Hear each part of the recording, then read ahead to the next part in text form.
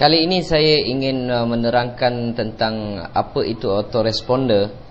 Kenapa saya sangat menekankan supaya jika anda betul-betul ingin terbabit di dalam internet marketing, autoresponder merupakan satu perkara wajib. Sebab saya dapati kesemua internet marketer yang berjaya di dunia online ini, sebahagian besarnya berjaya disebabkan autoresponder. Website adalah langkah pertama, dan kedua, autoresponder yang menyebabkan mereka boleh berjaya di dalam internet marketing. Apa itu autoresponder? Autoresponder adalah satu alat untuk menghantar email yang diprogramkan terlebih awal kepada pengikut-pengikut kita. Jadi saya cuba terangkan istilah-istilah yang ada, yang bersangkut paut di dalam autoresponder. Jika anda perhatikan, kebanyakan website dia meminta pelawat-pelawat meninggalkan nama, email di dalam website mereka. Contohnya, isikan borang di bawah ini untuk terus mendapatkan latihan percuma untuk anda. Okey. Mereka meninggalkan web form. Ini yang dipanggil web form. Okey. Kadang-kadang kita panggil web form dan kadang-kadang kita panggil capture page ataupun capture form. Okey. Dan website yang mengandungi web form itu dipanggil landing page ataupun capture page. Okey, ini adalah dua perkara yang sama. Contohnya, jika saya berminat dengan produk yang saudara tawarkan, okey, apabila saya meletakkan nama dan email, apabila saya klik saja submit, okey, saya dipanggil opt-in ataupun subscribe ke dalam program anda. Contohnya, jika saya ingin menjual satu handset ataupun barangan, okey, katalah saya nak jual satu handset, saya pun beritahu di sini, jika anda ingin dapat maklumat handset terbaru, sila secara percuma sila belikan nama dan email anda. Apabila saya berminat, saya bagi nama dan email. Nama itu akan dihantar ke dalam database di server di mana anda subscribe dengan autoresponder. Apabila nama saya tersenarai saja di sini, okey, saya akan mula menerima email yang telah anda siapkan di peringkat awal.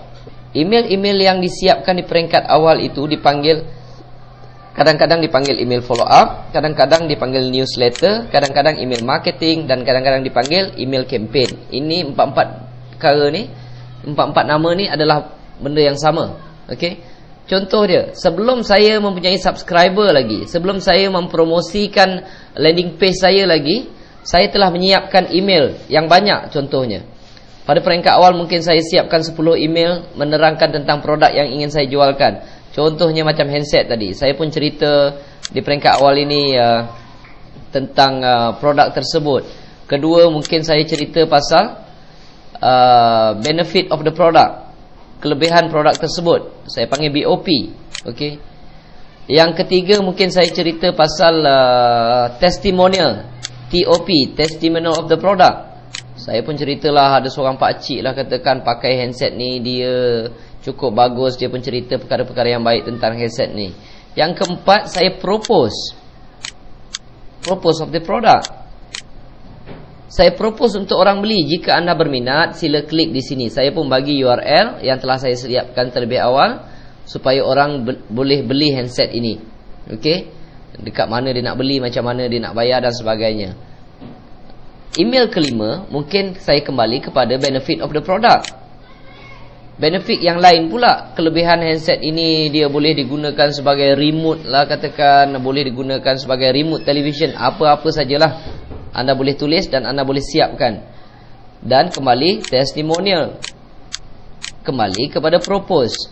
Dan saya ulang-ulang perkara ini berkali-kali dengan benefit yang berbeza-beza, testimonial yang berbeza-beza, dan saya ulang supaya orang membeli handset tersebut. Jika saya siapkan mungkin sampai 60 email, saya belum ada subscriber lagi, belum ada pengikut lagi. Apabila email ini telah disiapkan, okey, email ini telah disiapkan, barulah saya buat satu website yang mempromosikan handset tersebut, dan saya siapkan satu web form di bawah ini.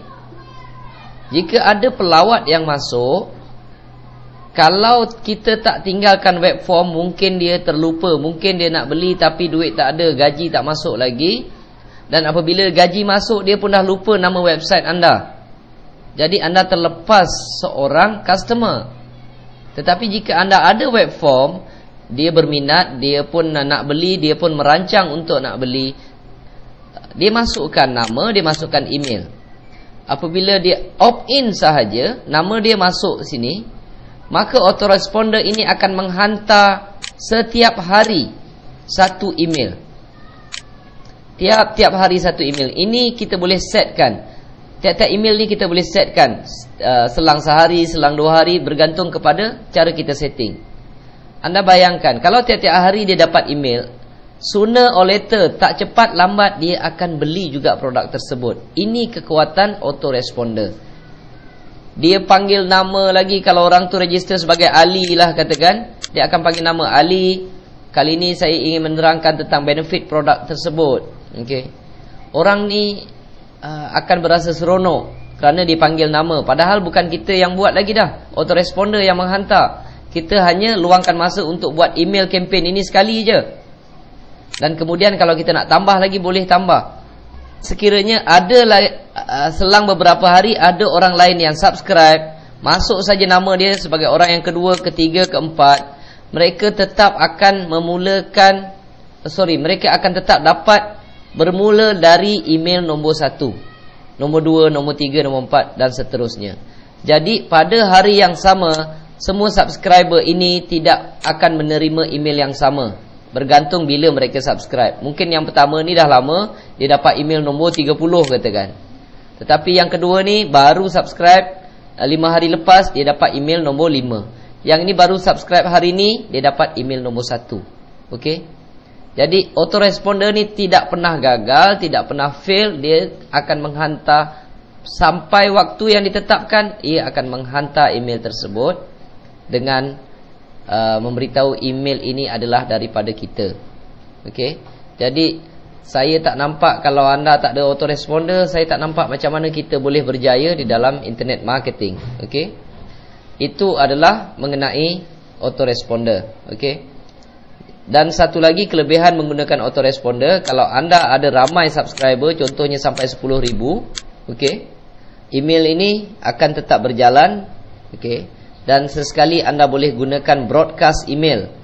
Broadcast email adalah dihantar macam email biasa, tetapi kita panggil nama seorang-seorang. Hanya dengan satu klik je dia akan panggil nama seorang-seorang, dan semua 10,000 ini dapat serentak. Jadi perbezaan broadcast email dengan email campaign tadi, email campaign akan mendapat mengikut sekuen bila mereka register ataupun bila mereka opt-in. Tetapi broadcast email pada hari yang sama, kalau kita hantar semua serentak dapat. Contohnya kalau kita hantar saya akan mengadakan rumah terbuka esok, jadi itu tidak sesuai untuk masukkan dalam email campaign. Okey, dia akan masuk ke dalam kita perlu menggunakan broadcast email. Okey.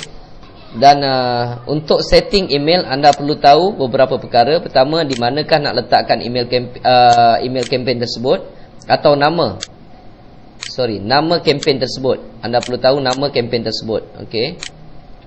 Dan kedua, confirm opt-in. Jika ada orang bagi nama dan email, kita perlu sahkan email yang diberikan adalah betul. Dan kedua, anda perlu tahu di mana nak letakkan email campaign. Okey. Yang keempat, anda perlu tahu di mana nak gunakan button untuk menghantar broadcast email. Dan kelima, di mana nak ambil web form ini. Dan satu autoresponder boleh kita gunakan untuk berbagai-bagai campaign. Dan autoresponder company di dunia ini banyak. Contohnya macam Traffic Wave, GetResponse, Aweber. Dan di sini saya menggunakan Traffic Wave. Okey. Dan nanti saya akan ajarkan bagaimana untuk setting menggunakan Traffic Wave. Dan saya harap anda betul-betul faham kenapa sangat pentingnya autoresponder ini. Terima kasih.